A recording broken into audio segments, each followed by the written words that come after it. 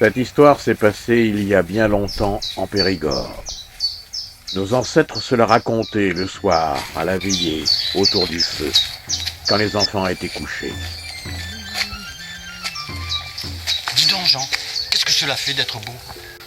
Oui, quand nous parlons de toi, dans les villages que nous traversons, les gens disent « Tu as vu le bel homme ?» ou « Tu as vu comme Jean est beau ?» Alors je me demandais comment on se sent lorsque l'on est bel homme. Oh, tu sais, ça ne fait pas grand-chose. La plupart des gens s'arrêtent à l'apparence. Qui te dira vraiment qui tu es à l'intérieur de toi? Moi, je vois bien les regards sur moi, et cela me transperce comme un couteau. Je pensais que lorsqu'on est beau, le regard des autres posé sur toi était doux comme une caresse. Ah, tu peux le dire. Ça fait toujours plaisir d'entendre du bien. Voilà ce que je voulais dire. Car parfois, on se moque de moi. On m'appelle le bossu. Alors je sais que je ne suis pas beau.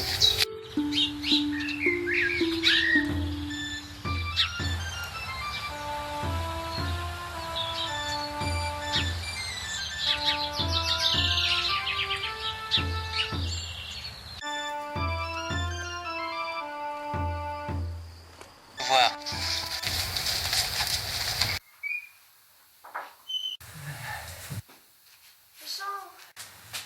Tu es revenue. Marie, ma sœur, je suis tellement content de me retrouver à la maison. Comme c'est dur quand tu t'en vas, depuis que les parents ne sont plus là.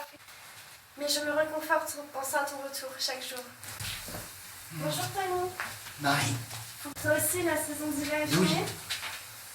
Alors, ma sœur, quoi de nouveau, village depuis notre départ? Il y a eu une grosse épidémie.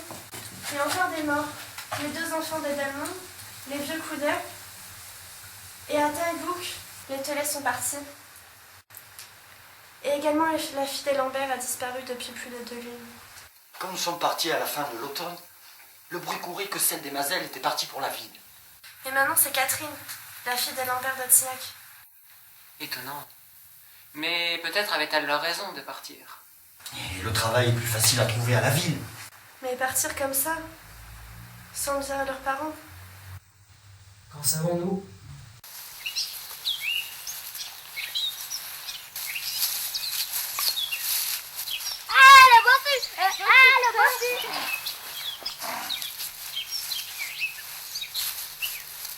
Ah, mais c'est le Jantou. Eh oui. Et toi, le bossu? Ça va? Ça fait longtemps que vous êtes parti du village. Les boulets de canon se vendent bien, paraît-il. Et pourvu qu'il ne tombe pas dessus un de ces jours. Oh, c'est une commande du roi pour les frontières à l'est du pays. Allez, entrons les amis, c'est nous qui offrons le vin.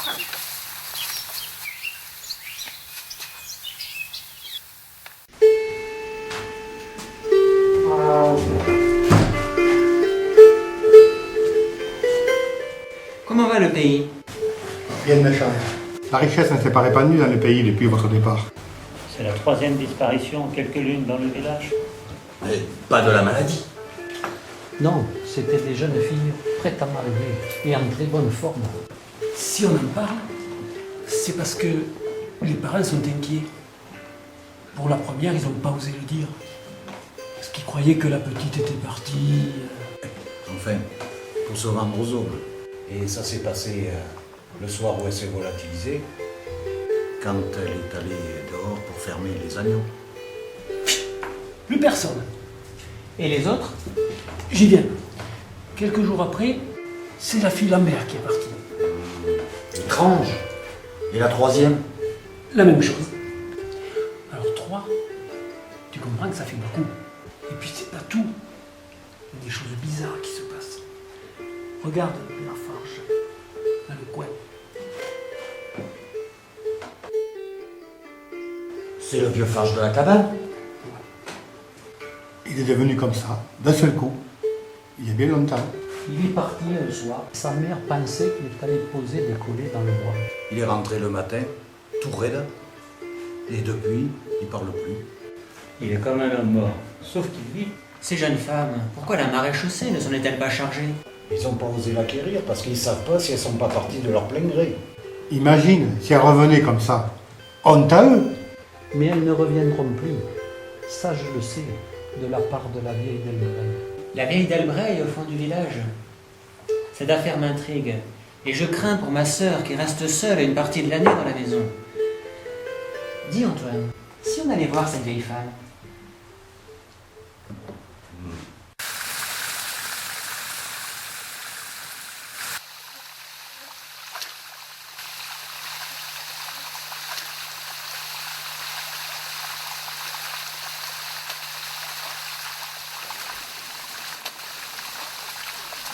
On raconte dans le village que 3 jeunes filles ont disparu comme ça subitement il y a quelques lunes. Mon Dieu, elles seraient donc de retour? Que veux-tu dire? Il s'est passé d'étranges affaires il y a une vingtaine d'années. Des filles qui sont parties comme ça un soir et qui ne sont jamais revenues. Il y a des hommes aussi qui reviennent au petit matin après avoir passé la nuit. On m'a parlé de Farge au cabaret. Farge est un de ces hommes. T'es toujours connu comme ça. Je le croyais sot. Ce Farge, il était gai comme un pinson et il ne s'arrêtait pas de chanter. Puis il est devenu comme ça depuis cette nuit-là. Ciel! Mais serait-ce lié? Je ne sais point. Toujours est-il que ces jeunes filles ont disparu la même nuit que ces hommes. Toi, dis-moi, quel âge as-tu? Oh, environ 30 ans. Je ne le sais pas avec précision, vu que ce sont les Mérias qui m'ont recueilli. Oui, tu as été abandonné devant le grand arbre de la place. C'est ce qu'ils m'ont rapporté, mais... Durant la nuit de la 9e pleine lune, on a trouvé devant le grand châtaignier des enfants morts et d'autres mal conformés qu'on a abandonnés comme des chiens. Dis-nous tout, Jeanne. Je ne sais rien d'autre, mais ça serait l'affaire du diable que cela ne m'étonnerait pas. Ces disparitions nouvelles montreraient qu'il est de retour. Le diable n'existe que si on est mort et en enfer. Écoutez-moi, jeunes gens. Enfermez-vous les soirs de pleine lune et que vos sœurs ne sortent pas. Ces phénomènes se passent quand elle est bien ronde dans le ciel. Une personne peut vous dire la vérité sur cette affaire, mais d'aucun n'ose l'approcher, car elle pratique la sorcellerie. Elle habite loin, au fond de la forêt barade, à 5 lieues d'ici. Il faut éclaircir cette affaire. Être le fils du diable ne me plairait pas beaucoup. Merci, Jeanne.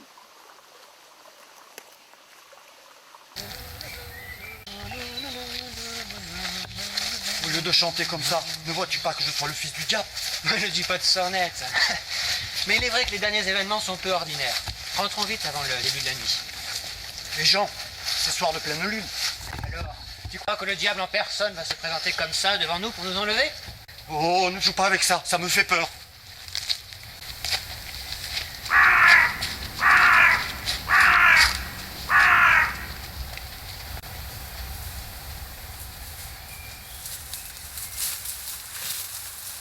Mettons-nous à l'abri.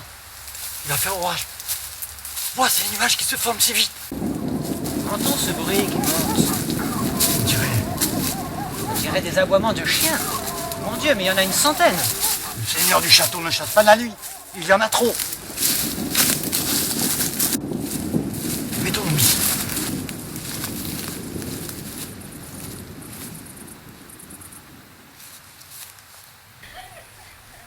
Mais qu'est-ce qui se passe? Mais qu'est-ce que c'est que ça?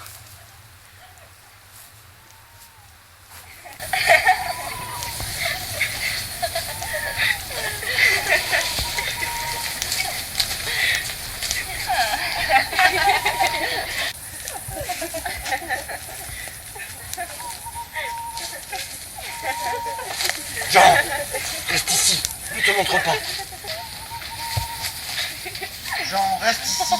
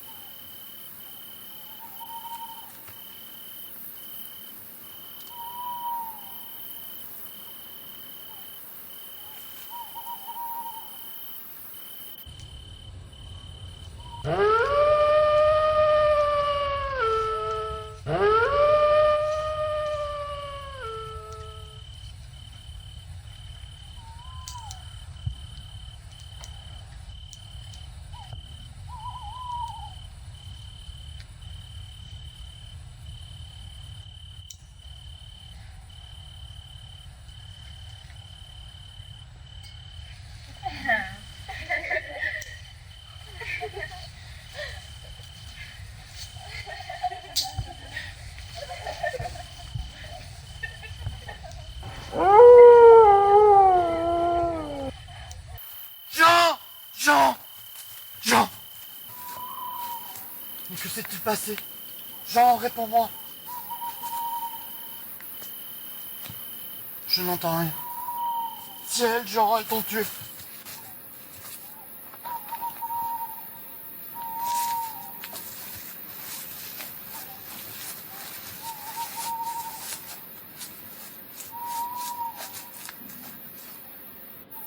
Jean, tu n'es pas mort.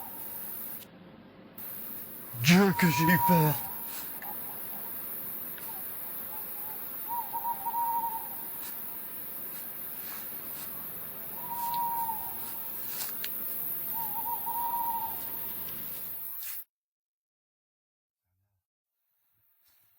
Que puis-je faire pour toi?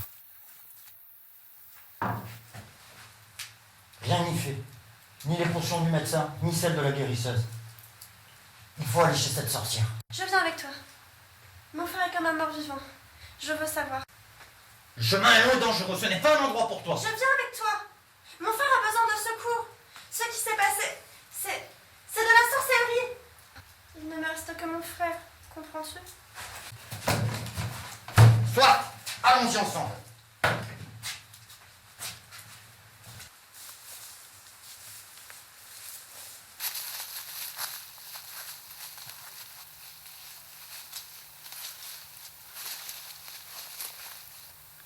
Comment se fait-il que ces femmes ne t'aient pas mangé le cœur? Elles t'ont vu aussi. Mais tu sais, il paraît que ces femmes-là ne mangent le cœur que des beaux jeunes hommes. Et moi... Je te connais depuis toute petite. Je ne m'aperçois pas que tu es bossu. Et que ma jambe me fait boiter. Pas plus.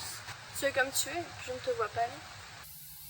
Donc, l'habitude de voir quelqu'un porte à ne plus le voir comme il est. Oui, cela doit être ça.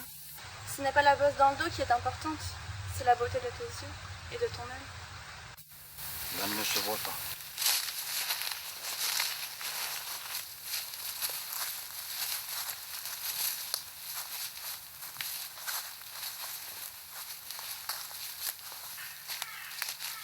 Attention Marie, ici il y a des souches et tu pourrais tomber. Boudou, que cet endroit est lugubre. Pas étonnant que personne ne vienne par ici.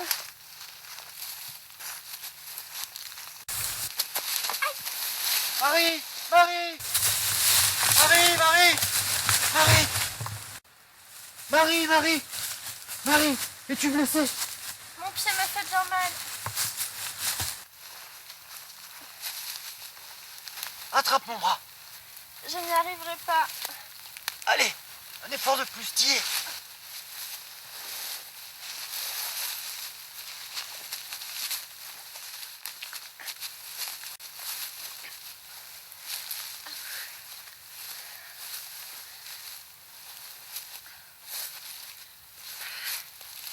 Mon pied peut être cassé. J'ai très mal.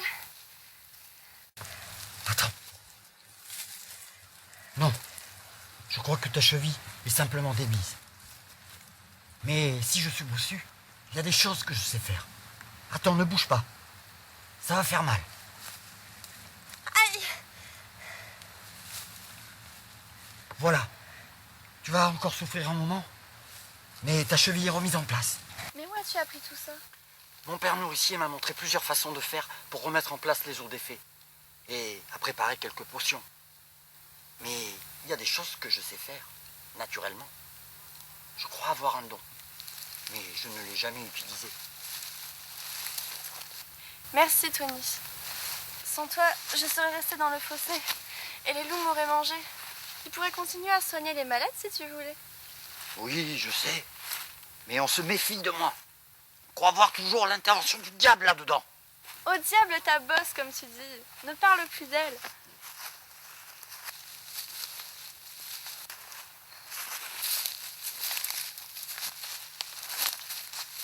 Attention aux ronces, leurs épines sont mauvaises.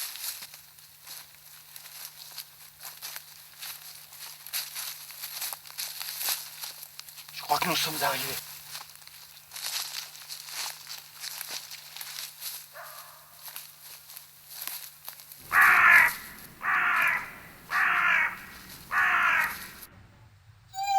Voilà. Je suis l'Antoine, le bossu du village. Et moi, la fille du laboureur de Miac.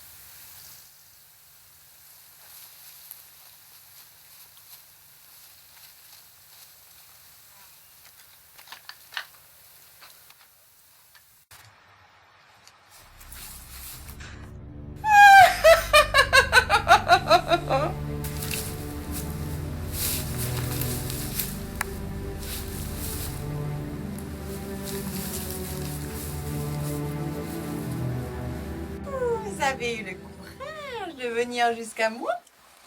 Pourtant, personne n'ose s'aventurer jusqu'ici.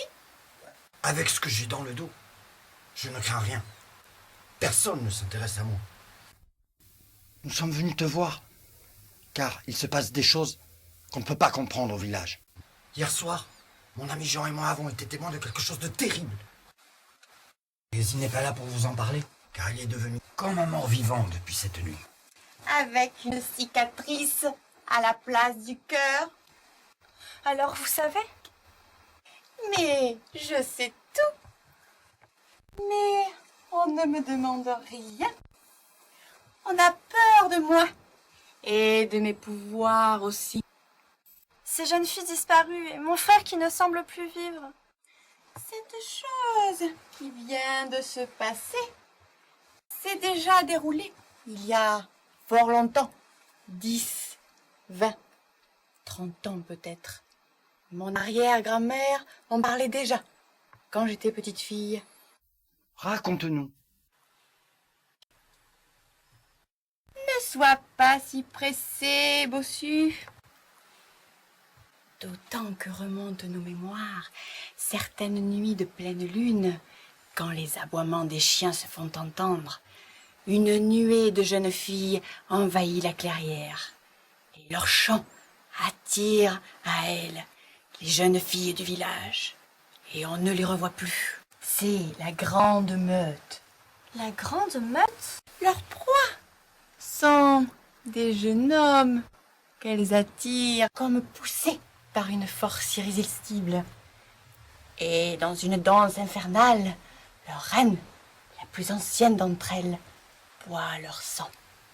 Alors, dans une grande orgie, elles se repaissent toutes, et il ne reste ensuite qu'une cicatrice fraîche à la place de leur cœur. Y a-t-il quelque chose pour empêcher ceci? Il n'y a pas que ça. Quel âge as-tu? Oh, environ 30 ans. Tu auras 31 ans, dans 4 mois, quand les blés auront mûri. Je le sais. Tu connais donc ma mère? Elle m'a pourtant abandonné quand je suis né. Oui, je sais. Ces enfants nés de ces phénomènes meurent tous et sont mal formés. Mais toi, si tu as survécu, c'est que la force est en toi. Je serais né donc de ces... Plus précisément, de la reine d'entre elles, celle qui détient le pouvoir. Et si leur chant ne t'a pas attiré à elle, c'est que son pouvoir maléfique ne s'étend pas jusqu'à toi. Car le sang de cette créature coule dans tes veines. Je suis bien en chair. Il me semble pourtant pas être maléfique. Tu es bien vivant, bon et intelligent, mais né de ces phénomènes mystérieux. Et peut-on l'arrêter? C'est pour ça que vous êtes venus à moi. J'ai peut-être la solution. Là, dans ces grimoires. Ils ont été écrits il y a fort longtemps, au moment des premières chasses volantes. Un de mes ancêtres, né un soir de pleine lune, a longtemps cherché sur ses pouvoirs Et il a écrit ses registres. Mais il est mort avant d'avoir utilisé ses recettes. Mais moi, je sais quoi faire. S'il vous plaît, je voudrais retrouver mon frère comme avant cette nuit terrible. Toi, le bossu, puisque tu ne risques rien, vu que leur chant ne t'attire pas à elle, c'est toi qui exécuteras ce que je vais t'apprendre et qui feras ce que je te dirai. Hé, Marie, elle veut m'accompagner. Et elle va être attirée par ces femmes et partir avec elles. Tu es bien courageuse. Le bon sens voudrait que tu mettes des boules de cire d'abeille dans tes oreilles au moment où tu entends les aboiements des chiens. Reste à l'écart, ne bouge pas et habille-toi en homme. Voilà ce que vous devrez faire. Marie, reste chez toi et laisse-moi faire. C'est dangereux pour toi. Non, pas question. Je pars avec toi. Avec ce que m'a donné la sorcière, je n'entendrai rien et ne serai pas attirée par elle. De plus, je mettrai les vêtements de mon frère. Mais que vont croire les gens du village?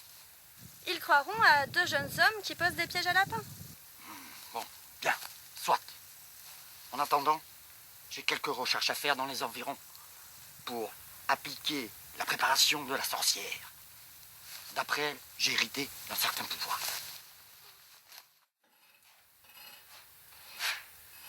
Es-tu prête? Voilà.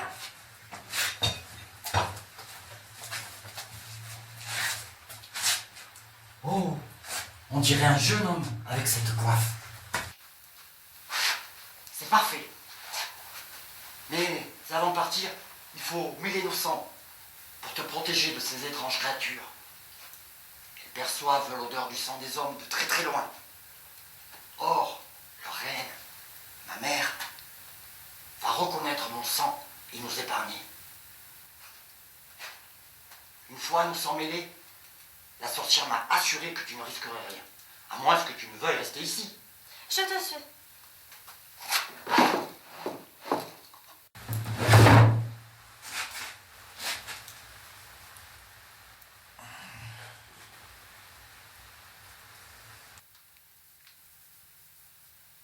Nous voici unis par le sang, si nous ne le serons jamais par le mariage.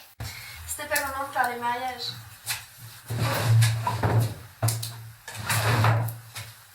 J'espère que la sorcière ne s'est pas trompée.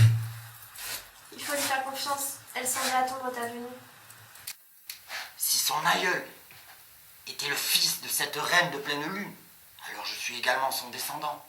C'est pour ça qu'elle m'a donné cette recette et ce pouvoir. Allons-y.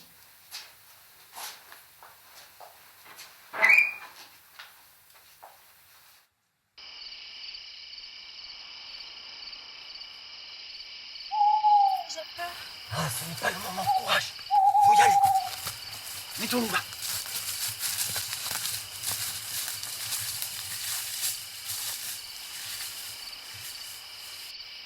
Mets les boules de cire dans les oreilles.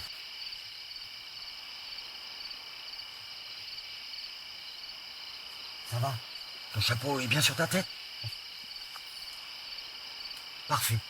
Surtout, ne bouge pas d'ici.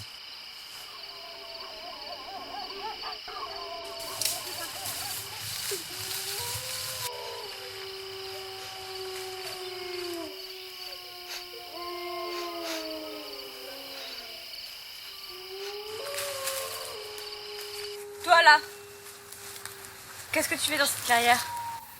Comment es-tu venu jusqu'ici? Je suis venu là parce que le sang qui coule dans mes veines est aussi le tien. Je suis ton fils. Je sais cela. Je l'ai senti. Alors tu dois fuir au plus vite de cet endroit. Pas avant ça! Par le Dieu qui nous a fait. Kalima, Yavao, Avania, Aleria, Vendi, redevient poussière et retourne à la terre!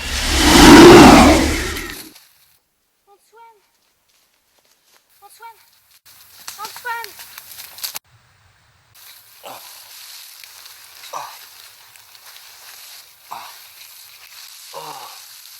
J'ai bien failli m'étouffer.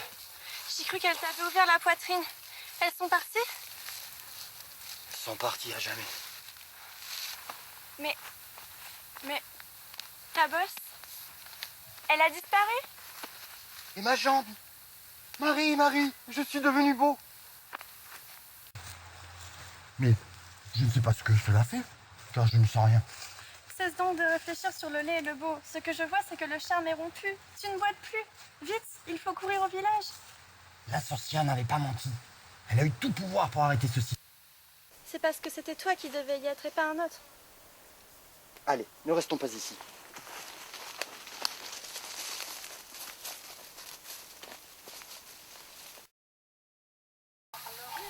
La magie opéra au village et alentour. À la joie de tous, Farge et Jean retrouvèrent leur sens. Antoine et Marie furent accueillis en héros. Leur retour fut l'occasion d'une fête où tous festoyèrent, chantèrent et dansèrent jusqu'au bout de la nuit. Chacun était convaincu que cette histoire habiterait leur mémoire pour être contée de génération en génération.